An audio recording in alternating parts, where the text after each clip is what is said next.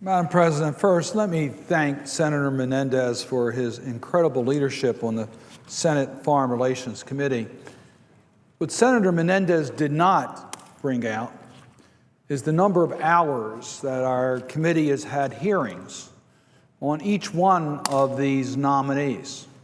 We take the nomination process very seriously. The committee does that under Senator Menendez's leadership. So we have a complete record on the background and experience of each of President Obama's nominees. We have vetted them. We have gone through all this. We've had hearings. As Senator Menendez pointed out, today I chaired a hearing where we considered the nominations for our ambassadors to Algeria, Vietnam, and Republic of Korea, as well as an assistant administrator for USAID for Asia. That hearing lasted an hour and a half. Many questions were asked. The record's open through Thursday. Members of the committee can ask additional questions. Many times additional questions are asked for the record. We get those responses. We then analyze all that information. We then go to a committee markup where every member of the committee has a chance to debate each nominee. And as Senator Menendez has pointed out, in most cases, they have been approved by our committee by unanimous votes, many times not recorded, because there's no controversy. These are, in many cases, career diplomats. In other cases, there are people who have extraordinary background to add to the service of their country. And we are very blessed that they're willing to step forward to take on the ambassadorship or membership in a key international organization to further U.S. foreign policy. That's the record. So what happens after we act? And Senator Menendez has expedited these nominations as quickly as you could do it in carrying out the responsibilities of the Senate to advise on these nominations. But what's happened afterwards is that they can't get a Senate vote. And not because of any meritorious objections to the confirmation. They're just being backlogged in order to gum up the operations of the United States Senate. There is no policy reason, no substantive reason for the delay in the consideration of these nominations. Madam President, this is foreign policy of the United States. This is what's in the U.S. interest. And it's hard, I think, for the public to understand, it's very hard for this senator to understand why we would hold up having a confirmed ambassador heading up our embassy in any country in the world, particularly those countries that are critically important to U.S. interests. But in any country, we should have a confirmed head of our embassy. So it is affecting U.S. interests. Let me just give you what I think is obvious, and the presiding officer understands this. Our national defense strategy depends upon not just our soldiers and our weapons. It depends very much on diplomacy and development assistance. Well, the diplomacy and, to a large extent, the development assistance is managed by our embassy in the host country. And the CEO of that embassy is the confirmed ambassador. And in many cases, we don't have a confirmed ambassador. We don't have an ambassador. That person is missing because the United States Senate has not confirmed that position. And for months, we have gone without confirming after the Senate Foreign Relations Committee has recommended confirmation. And that's why we've come to the floor today to talk about that. This does affect our national security interests. Senator Menendez pointed out a very obvious fact, and that is it's the face-to-face interchange of our ambassador in the country that he or she is representing that gives the U.S. the best opportunity in that country. That's how you do diplomacy. You don't do diplomacy through letters. You don't do diplomacy through long exchanges from one country to another. You do it by being in that country, by your personal commitment to that country. That's why we have our embassies and our ambassadors. And when we don't have a confirmed ambassador, if we don't have the CEO of that embassy there, we miss that personal face-to-face interchange, which is critically important. And just think for a moment. Here we are trying to make an important contact in a foreign country, and maybe we're meeting with the prime minister or we're meeting with the foreign minister, and we don't have an ambassador to be our representative or to be there to supervise the diplomacy that is taking place.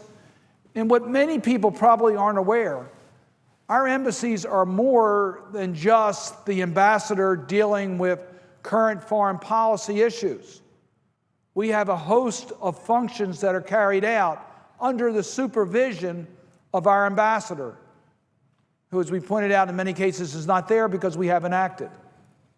So maybe we're interested in what's going on with the U.S. business, economic interests. We have a lot of economic interest around the world. We're in a global economy. American businesses depend upon our embassy being there for them. The fight for the government contracts and a fair, level playing field so they can conduct their business internationally. And they depend upon an embassy to be at full strength, because in global competition we are fighting every day for job opportunities for Americans and American companies. In too many countries today, we don't have that person there fighting for our businesses because the United States Senate has not acted, because those on the other side of the aisle have prevented us from taking up these ambassadors for confirmation, even though there's been no controversy surrounding their individual confirmation. That's hurting U.S. business interests. There are many citizens that travel abroad. They expect that they have the full service of their embassy if they need it, if they get sick, or they need the services of our embassy for whatever it might be. They depend upon that embassy, and they want the CEO present of that embassy in order to fight for their interest. Well, that confirmed ambassador is not there today because the Republicans have denied the vote in the United States Senate to confirm that position. We're not at full strength to protect Americans who are traveling abroad. Our participation in environmental opportunities are very much depend upon the functioning of our embassy. Our humanitarian efforts depend upon the functioning of the embassy. Our eyes and ears on the ground depend upon the functioning agency. Our development assistance programs run out of the embassies. The CEO, in many cases, is not there because the United States Senate, because of the obstructionists of the Republicans in allowing a vote on non-controversial nominees, has not taken place. We're not at full strength. Madam President, we are hurting our country. We are hurting our interests. We're hurting our business interests, our security interests, our leadership on environmental issues. And as Senator Menendez pointed out, it's not just the ambassadors to countries, it's the ambassadors to international organizations. We're not at full strength on economic international organizations. We are not at full strength on arms control negotiations because we don't have our key person there, not because that person is controversial, not because the president selected someone who was controversial. To the contrary, almost all of these nominations are non-controversial, waiting for months, because the Republicans will not allow a vote. And some may say, well, okay, well, don't we need a lot of floor time to debate this? Look at the record. Look how much floor debate has been spent on approving these nominations. And I'm willing to wager, although we can't wager on the floor of the Senate, I'm willing to point out that if we bring these nominations to floor consideration, in almost every case, there'll be virtually no debate, and that they'll be approved by overwhelming majorities, if not by unanimous vote, on the floor of the United States Senate. So we're hurting our country. We're hurting the United States' reputation. We're supposedly the major power, and yet we can't get a CEO confirmed to head our embassy abroad. It's also unfair to the people who are sacrificing for public service. As Senator Menendez pointed out, the large number of these nominees for ambassadorships are career diplomats. These aren't political appointments. These are career people who made their career on serving their country. Many have young families. What do they do about school enrollment for September? Do they enroll their children in the school where they are now, or do they assume they'll be confirmed by then and look at enrolling them in the country in which they'll be serving?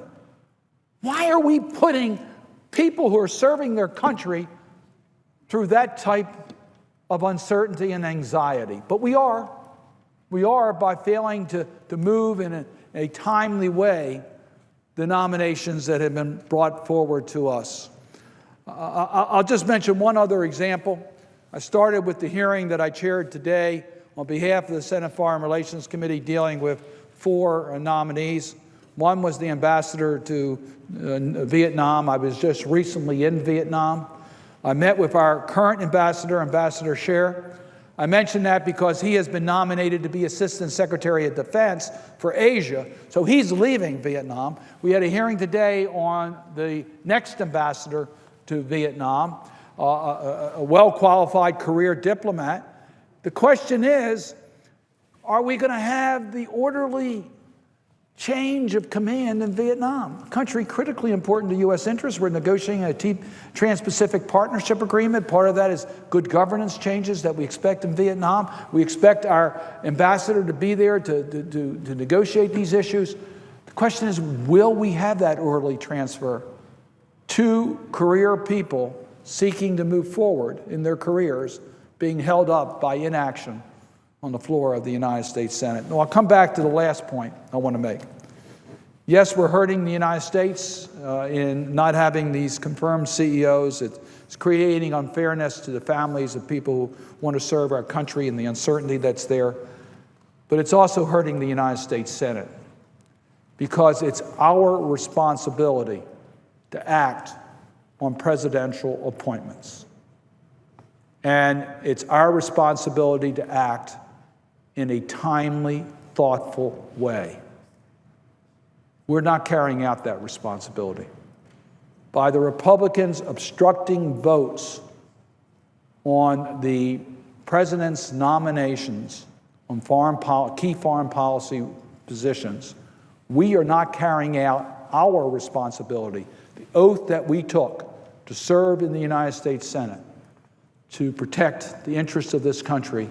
It's our responsibility to act on these nominations in a timely way, and we have not done that because of the obstructionist of the Republicans. I urge my colleagues to put the national interest first. Let's move forward with the responsibility.